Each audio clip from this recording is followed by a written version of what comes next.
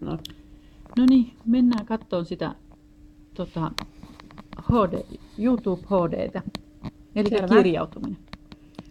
Se on Elikkä- varmaan sulla siellä nyt siellä sovellusten puolella ja varmaan ihan viimeisenä. Täällähän se. No hyvä. Nyt siellä se kyselee, että haluatko sä sitä reitata, mutta ei reitata nyt, et vastaa siihen tällä kertaa no. Ja nyt siihen sovellukseen tulee sinne ylälaitaan, että sign in. Okei, klikkaa sieltä. Ja nyt kirjaudutaan sillä Google-tilillä, millä sä kirjaudut jo aikaisemmin siihen Kestää G+:aan. hetken, nimeni on niin pitkä. Ja salasana kilometrin pituinen. Ekana siis käyttäjätunnus, se Google, Gmail ja sen jälkeen se Gmailin salasana. Ja tässä lienee syytä sanoa, että kannattaa muistaa salasanat ja nämä ei saa olla samoja kuin HAMKissa on käytössä. Just niin.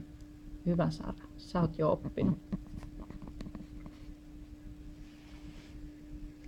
Mutta tietysti kannattaisi tuolla olla sitten myös tämä Gmail eikä HAMK.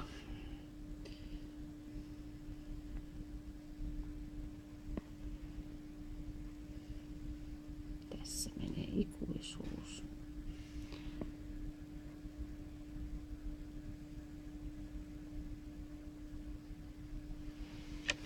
Mutta nyt.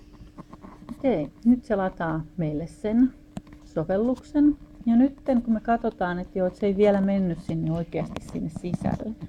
Mutta tää on vähän liian pieni tää ruutu, niin tuolla näkyy peruuta, mutta siellä ei näy sitä valmis. Eli sitä pitää vähän siirtää. Hyvä.